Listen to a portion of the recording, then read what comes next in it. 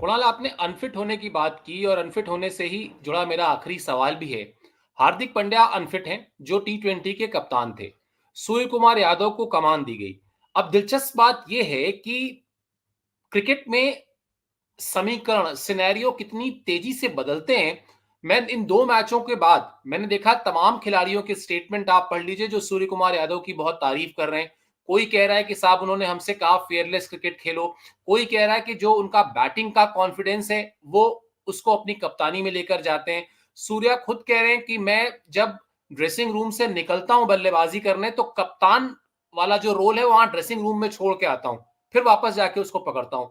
ये जो समीकरण बदले हैं बहुत तेजी से, इसको आप कैसे देखते हैं? और आप एक एक जर्नलिस्ट के तौर पर सूर्या की कैप्टेंसी को किस तरह से रेट कर रहे हैं?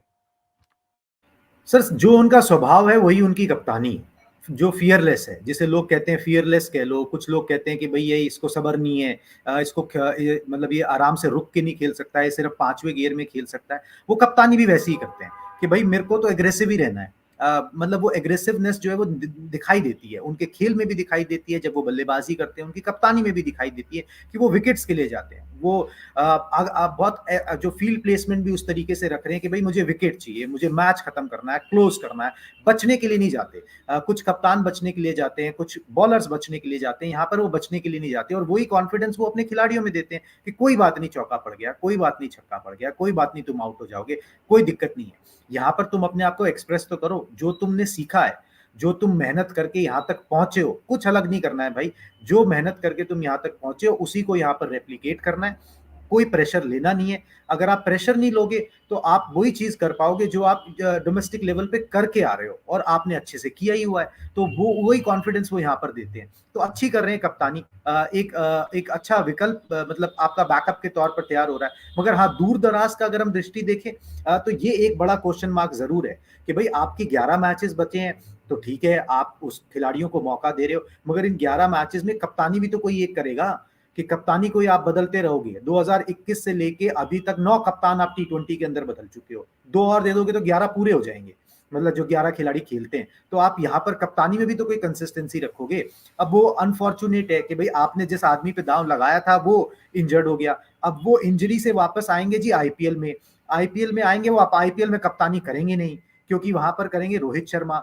वो तो कप्तानी करेंगे ही नहीं ना। वो कब कप्तानी करेंगे? सीधा जाके वर्ल्ड कप में कप्तानी करने लगेंगे। क्योंकि ये भी कोई लॉजिकल नहीं है। तो ये बड़ा फंसा हुआ मामला है कि इसमें कौन कप्तानी करे, क्या करे। फॉर्चुनेट होगा अगर भारतीय क्रिकेट और टीम इंडिया कि अगर रोहित शर्मा इस बात के लिए राजी हो जाए, क्योंकि उनको राजी करना पड़ेगा। जितना मुझे इन्फॉर्मेशन है कि भाई वो इतने कीन नहीं है, आपको बोलना पड़ेगा किसी को उन्हें कि भाई तुम कर लो। वो अपने आप से तो करने से रहे कि भाई कर लो, क्योंकि पहले तो आपने उनको स्कीम ऑफ थिंग्स से एक तरीके से साइडलाइन ही किया है ना कि भाई आप कप्तानी कर लो, कोई फर्क नहीं पड़ता। अभी आपने किया है, अच्छा खासा किया है, और अभी 6 महीने बाद ही है। तो रोहित शर्मा अगर कप्तानी कर लें तो आप उस जिंक्स से निकल जाओगे। नहीं तो ये भी बड़ा मुद्दा बनेगा। अगर तो टीम जीत गई थी तो ठीक है, नहीं तो ये भी मुद्दा बनेगा कि आप कप्तान किसी को बना दिया, किसको बना दोगे? विराट कोहली कप्तानी करेंगे नहीं, वो तो छोड़ चुके हैं कब के। रोहित शर्मा से बेटर आपके पास कोई विकल्प उपलब्ध नहीं है।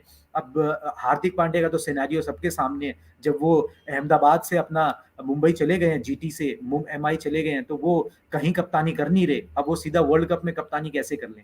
तो ये कप्तानी का मसला उलझा हुआ है। ये इसको सुलझाने की गुत्थी जो है ना, वो घूम फिर के फिर वो रोहित शर्मा पर आ गई, जिसको आप बहुत आतुर थे। और कई बार फैंस भी थोड़े जज्बाती हो जाते हैं कि भाई इनको बाहर करो, यंगस्टर्स को मौका दो। बाहर करना आसान होता है, मगर उसका विकल्प ढूंढना बहुत मुश्किल होता है। इस समय रोहित शर्मा, कैप्टन रोहित शर्मा का विकल्प नहीं। बिल्कुल। और चलिए, हम सूर्या की कप्तानी पर बात करने से शुरू हुए थे, खत्म हुए जाकर रोहित शर्मा पर। तो शायद यही इस वक्त भारतीय क्रिकेट की की अवस्था भी ऐसी ही है कि आपको सोचना पड़ेगा कि टी20 वर्ल्ड कप में कमान किसको दी जाए। सूर्या की कप्तानी की हमने बात कर ली, बल्लेबाजी में तो खैर बात करने की जरूरत ही नहीं है। ये उनका फॉर्मेट ऐसा फॉर्मेट है जिसमें वो वाकई स्टार है। और जिस तरह का कॉन्फिडेंस, जिस तरह के स्ट्रोक्स, जिस तरह का एग्रेशन वो लेकर इस फॉर्मेट में आते हैं, वो बिल्कुल अलग ही दर्जे का है। तो चलिए, उम्मीद यही रहेगी कि एक बार फिर उनकी लीडरशिप स्किल में भारतीय टीम इस सीरीज को सील करे, क्योंकि वही एक शायद सबसे बड़ा लक्ष्य भी होगा इस टीम का कि सबसे पहले इस सीरीज को 3-0 से जीत लिया जाए, ताकि सीरीज में जीत की हैट्रिक लगे और सीरीज जो 2 पहले जीत चुके थे उसमें एक तीसरी सीरीज भी जीत लें तो सीरीज जीत का भी एक हैट्रिक पूरा हो। रहेगी हमारी मुकाबले पर नजर और हम आपको सूर्या की तरह ही 360 डिग्री कवरेज देते रहते हैं। बस दरखास्त यही है, सब्सक्राइब कीजिए, लाइक कीजिए और फिलहाल अभी के लिए मुझे और कुणाल को दीजिए इजाजत। आप सभी का बहुत बहुत शुक्रिया, बहुत बहुत धन्यवाद।